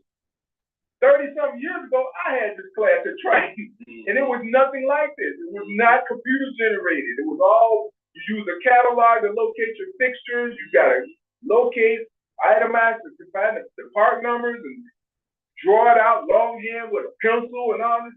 I said, this is way faster. But the reason you do this is because once you are in the manufacturing realm, you have to know how to build and organize your fixtures Mm-hmm. for your appropriate project. You know, it's part of being a mechanical engineer, a manufacturing engineer, and industrial engineer. Mm-hmm. And then I would just tell them firsthand. Some teachers will be like, we just do it because this is the way it's done. Right. No, Right. I know why it's done like this because I've worked in these fields, and and that was a gratifying thing. And then it kind of blew me away because I'm like, I'm teaching a class that I had 35 years ago. It was it was a weird thing. But it was great. I look forward to teaching. I'm more than likely I'll be at Wright College, which is cool to me. I don't necessarily need to be at big school or anything. Oh no. And I look forward to teaching like an intro to psych, or I think I'll end up doing maybe even a developmental psych class. Now that's something that I don't know about, so I'll be learning and then teaching about. So that'll be cool. So yeah, I'll be teaching again. What about your first week at Austin High School when you started Austin High School? What they tell you? What the police tell you? When you first started, they said, you're gonna see how the students are. You're gonna see how long you been out. I've been out 10 years. Okay. You're gonna see how the students are. You say the first week you were like, hey, calm it down. We doing this, we doing that. The second week you like, shut the fuck up. Yeah, man. Oh man. And you have to go in there, man. You definitely have to go in there and get your respect. Like I said, I remember them like I say, we introducing ourselves, and I'm introducing myself to the students. Hey man, so tell me one thing about yourself and one thing you did over the summer. I'm going around the whole room, so I get this last kid. Oh, hey, he got his head down. Hey, you got his head down. So I go to him. Hey man, it's on you. What's your name, brother? Whatever, I forgot his name now. I say, okay, so tell me one thing that you like to do, man. Man, I don't know, man. Sleep. I'm like, oh man, some crazy things. And I said, okay, man, what you was doing on the summer? Right. Yeah, I was Oh wow. So I started laughing. I said, all right, look, I'm gonna say it like this. I don't know what you do with these other teachers here. You ain't gonna disrespect me, all right? So that's all I'm gonna say, and we're gonna leave it at that or whatever. And then I seen him in the hall later on. So he's walking with another student. There you go, right there. I like this guy. I like him. He don't take no shit. Like these kids, nuts, man. You gotta set the ground up. Yeah, you do, man. It's not even kids. My first class at Daly, and I did the same thing. I go around the room. Okay, what's your name? Why you want to be here? What do you like to do? What have you done? And I got a guy down there. My name Tyrone Davis, and I like working with my hands. Previously, I worked on the equipment in the federal penitentiary. My co-conspirator was 735-279-85. I'm like, whoa, who speaks like this? I'm like, that's enough, man. That's enough. Then I pulled him to the side. I said, man, what you talking about? He said, man, I did 8 years in the federal penitentiary. Me and some foes and this and that. I'm like, what? I'm like, bro, okay, I get you, I got you, but that's a little too much information, but he just put it out there, man. I was like, well, then I had a dude, he was a weed smoker. Man, he came in my room. I said, hold on a minute. Somebody smoking weed in here? No, all the students are gonna point their head like right here. I said, hey, my man, you smoking weed in my class, man? We can't have it. The dude reeked the whole class. I said, hey, my man, you gotta leave the room. I can't have you in here intoxicating the whole room. So he was smoking in the class? No, he was, man, it was just wow. I was like, man, I got 18 students, man. He was acting kind of crazy. He was coming to me, yeah, man, 54th precinct. No, the 54th ward, man. It's 54th ward. This and that. These all this. No, GMOs doing this and that. So one day, man, dude was out there, man. Look, every time that the security be coming to my class looking for the guy, I ain't know what they were doing. One day the dean, the students came looking. You look up, I'm like, I don't even know what you're talking about, Mr. Dean and the security. I'm like, I don't know.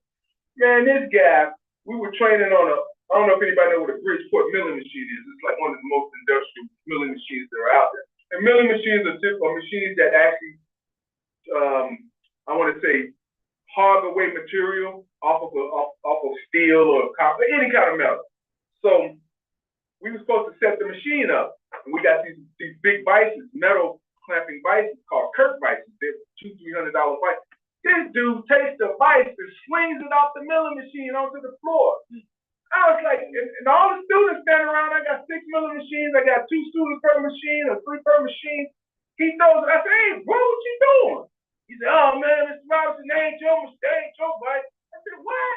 I said, man, you don't pick that vice up, we're gonna have some issues right here. I'm gonna tell you now, you need to pick that vice up and make sure it ain't he. Man, he went and picked it up, threw it on the thing. I said, man, I ain't having these kind of things going down over here, bro. That ain't happening. And one of the students said, Mr. Ross, I saw that West Side come out on you, man. I said, no, you didn't. No, you did not. Because I ain't even go where I really wanted to go, but I had to let the guy know, man, we ain't coming here acting like a clown up in here. You 20-something years old. You gotta know better. If you don't, you better get to know better. Man, that kid, he was the only one in my class who was getting an A. He was the A student. By midterm, he was the A student. Man, look, we had Austin, one student. Now I remember his name, Jalen, and he brightest kid, but the most problematic.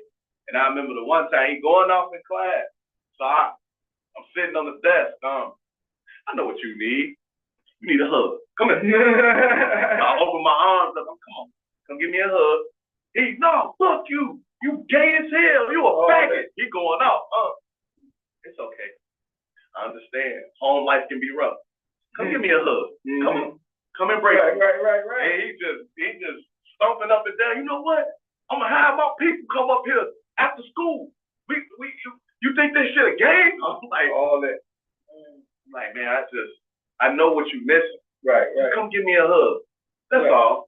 I promise everything will be better. Right. You know what I mean? And man, you could sometimes you gotta go out. yeah. You gotta go out. Nah, but that's what it is. These kids need love, man. Oh yeah. They don't know it. They don't know it. So no doubt. But no, yeah, teaching it's a great thing. I mean, only thing that bothered me was the pay, because I'm like, and then at one point they wanted me at Triton, Daily, and Wright. I'm like, I can't be triangulating all over the city, man. I need to have 3 classes in the same school, or maybe the 2 schools, but I can't do this like that. Then they wanted me to run a whole program and get. I'm like, you gotta pay more. oh no, they gotta pay for that. Man, they won't pay. I say, I'll tell you what I do. If what you want to pay me, I'll come in 2 days a week. But you ain't gonna get those 5 days a week for that. That ain't gonna happen. Yeah, you better rethink it.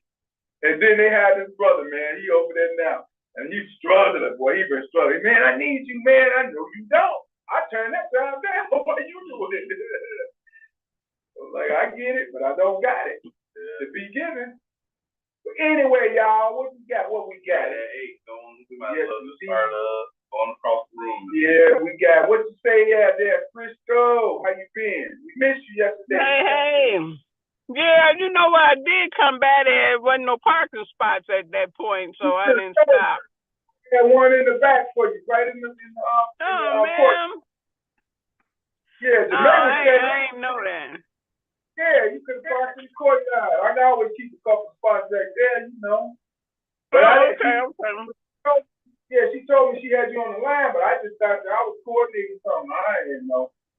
But, yeah, it was a good turnout. We had good deals. It was I heard.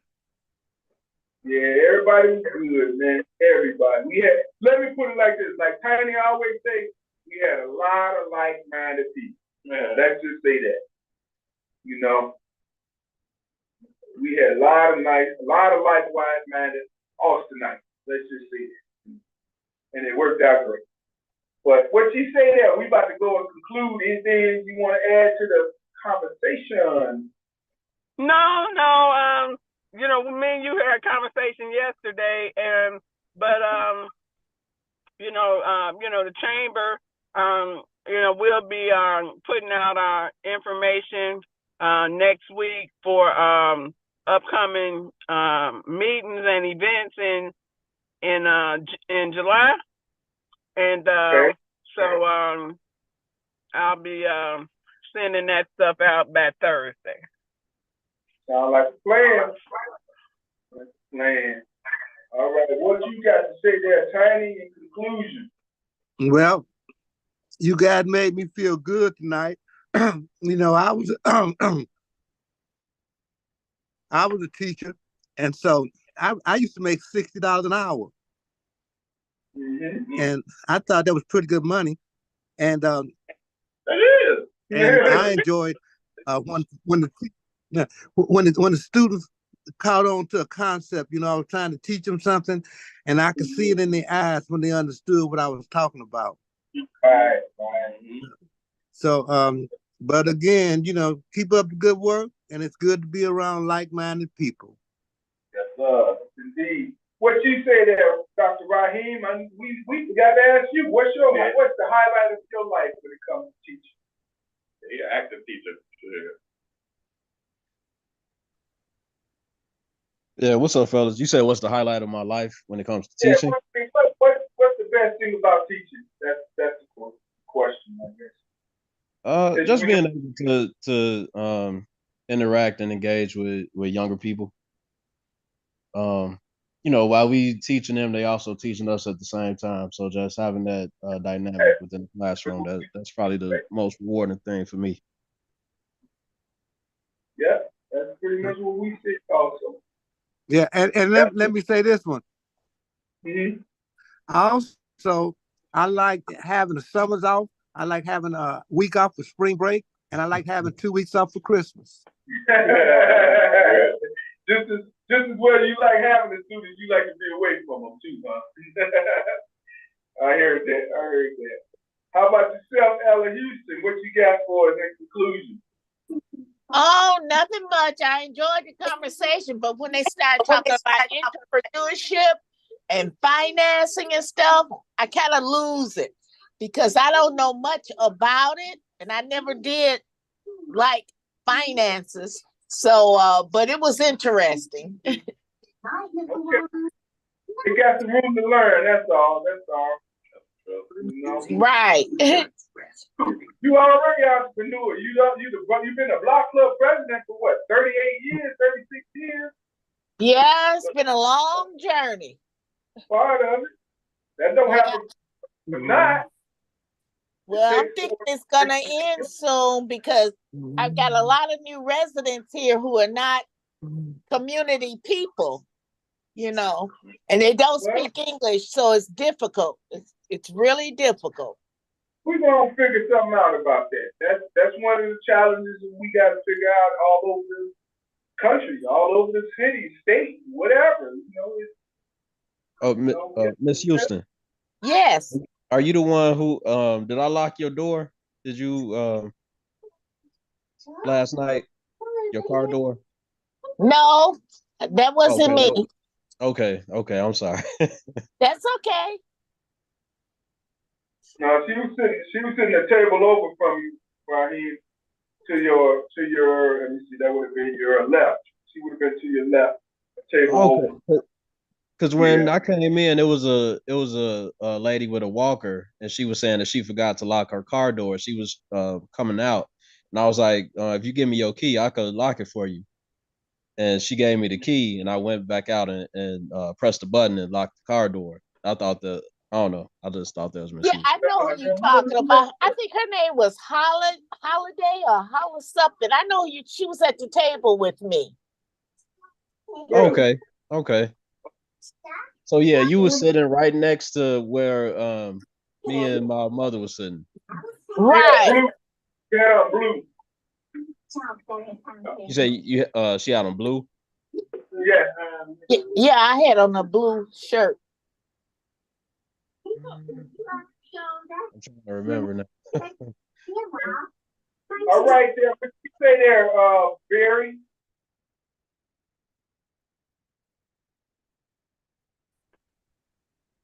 Barry Corn. In conclusion, I guess you know. Kiona, how are you? We welcome you to the Northwest Austin Council. And what do you have in conclusion with program? Well, I agree with a lot what you guys had to say. I am a teacher also. I teach at the Academy of Health Science for Skyline in Dallas, Texas. And a lot of what you guys have said about preparing students, we do that already. We prepare them for the work field in health science.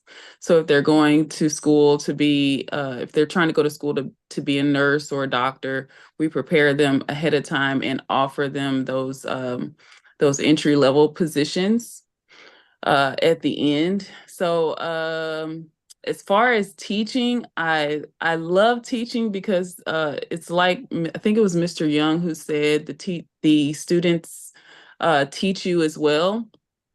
I love teaching because of that, because I teach them and I give them all the knowledge that I've acquired from working in the hospital and being in med school, and they teach me back. So I love that part of it. I just don't love the politics of teaching.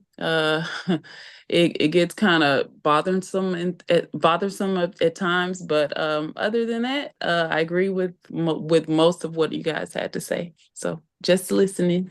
Yes, there's a political side behind it. That's indeed. Yes, indeed.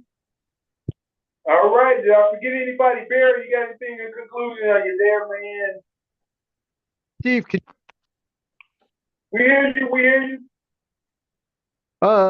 Kiona, how did you come to connect on the show? Well, I know Dr. Rudis. Oh, I see. Okay, Yes. got it. Thanks. In conclusion, I think DeAndre had said earlier on, how do we organize to get all these smart people together? And I think, Steve, you said something similar along the same line. Correct. I say that people. We can't hear you, Barry. You lost. Oh. Okay, now. Now you can hear me now? Yes, indeed. So piecework is the way to do it. We do it just in twos, threes, and fours, people coming together, helping each other. And then we organize how these pairs and threesomes can begin to coalesce together. And we keep building, building, building, just like you do with a company or with your own career. You learn more and more and you get more skills. But we need to do it socially, coming together.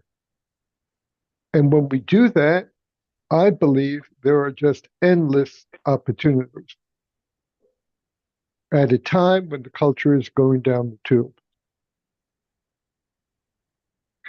So I'll stop there. What? Preserve the culture. I said preserve the culture. That's what I said. Oh man, I can't believe I left this on the whole time. Nevertheless. Okay, what you say there, Arnold? You got something in conclusion? No, I just want on behalf of the coalition, all of us want to certainly congratulate Dr. DeAndre Rudis. Yes, sir. And whatever, anything we can do to network and help one another, I think that sends a great signal for others who would certainly join our organization, but we're about helping and building instead of tearing down and destroying. So I don't know everything. I can learn from anyone if I keep an open mind. And so with that, I just again want to congratulate his family, which I had an opportunity last night to meet. And nephew that was over by the Congress and there and other individuals. But again, I think that it takes a village to raise a child. DeAndre was raised in our village. I tell you that. Certainly do have villages where he can raise other children. It may very well be mine. Nonetheless, so this one he has shown, I know we can all feel good that, you know, something good can come out of that. So congratulations, Dr. DeAndre. Thank you. And I look forward to whatever I can do to spread the word about you. And I know our community needs that help mentally and Yeah, buddy. and everything. Yeah, buddy. Absolutely. All right, G, take us on. All right, y'all. I definitely appreciate everybody that came out, even those that missed it. I do understand there was a lot going on, and so we were missing a lot of people. We had about 75, maybe more. Man, it could have been a lot greater, but one of the things that we did is we really wanted to focus on community yesterday and the accomplishments that everybody is making. I do recognize that we took the liberty to highlight myself with, you know, it's not every day that somebody that went to Austin High School, mind you, finishes with a doctorate. You know what I mean? And so that was a huge accomplishment. But our community in and of itself has many people that aren't part of the fabric that I'm weaved into that are doing some amazing things. And for those people, we really wanted to highlight them. And so that's something that we're going to continue to try to do moving forward. Make this a more annual event, or at least something that could continue to happen, you know, maybe even on a smaller scale, semi-annually or something like that, as Steve mentioned earlier. But for those that didn't come, I definitely have something that I want to give to you. And if I'm gonna put it in my car, so I'm gonna give it to you when I see you. Otherwise, I appreciate everybody for all the blessings. I got a bunch of cards I have not looked at and a bunch of other things that I need to go through. But thank you all for, being alongside me with the journey and, continue to pour into me. And this is just the beginning, you know what I mean? Once you finish the doctorate, that's actually just the beginning, because now you got to do something with it. You know what I mean? And so I look forward to doing something with it, that's for sure. So like I say, the first thing that we drop in is in October. We have a series of training that we're going to release based on our dissertation. We have a book that's going to come out. I have a guide to coaching that is going to also be a part of that package, and a coaching package that I'm developing that could really help individuals and organizations. Don't forget, we're going to try to throw this book fair, right, book signing, a book engagement in the fall. Yeah. So at Northwest got some stuff coming up, but stay tuned. So either way, listen, y'all know how we do between the hours of 6 and 8. We bring you the Northwest Austin Council. We have various ways you can interact with our show: the Facebook, the YouTube, or the Zoom. If you're on the Zoom, you write in the show, you just come off mute, speak your speech, keep it respectful. You know what I mean? Or we're gonna have to mute you and then possibly boot you. Share your opinion, but just do it respectfully. We got the Facebook and the YouTube. If you on those, you type your comment in the comment box. We'll be able to see it, put it right up on the screen, and we bring you in the show that way. That way you can go back and forth with us and have your opinion that way. Otherwise, share the show. Let's continue to grow it out. We're almost 4 years in, and we do talk some things and go on tangents, but sometimes we also have very thought-provoking conversations that folks need to be a part of, whether it's finances or politics, community in general, health, whatever. We need to continue to spread the gospel so folks can understand and learn a little bit more, especially on a Sunday where they ain't doing nothing but folding clothes or washing dishes. You know what I mean? So just pop it on and just let us entertain you for a couple hours. Otherwise, listen, like I like to say in closing, we have open seats at the table. We just trying to welcome y'all on home. Thank y'all for allowing us to welcome you to Northwest Austin Council. That's right. Y'all have a good night. Oh, yeah. A quick announcement. Thanks. Good night. God bless everybody. Good night. Hold on, got something. Hold on. July the 17th, that'll be the next Health and Wellness Forum. July the 17th, and I'll bring further information each Sunday preceding that date. And also, on July 25th, we will, Northwest Austin County will be holding the Red Cross Blood Drive. Yeah. We will be here from 9 to 5 that day. And then prior to that, after that, we'll be doing our CPR training at another day, time in July. So just keep in tune. We'll keep everybody abreast of everything. Good night, all. All right, y'all. Later. Good night. Good night.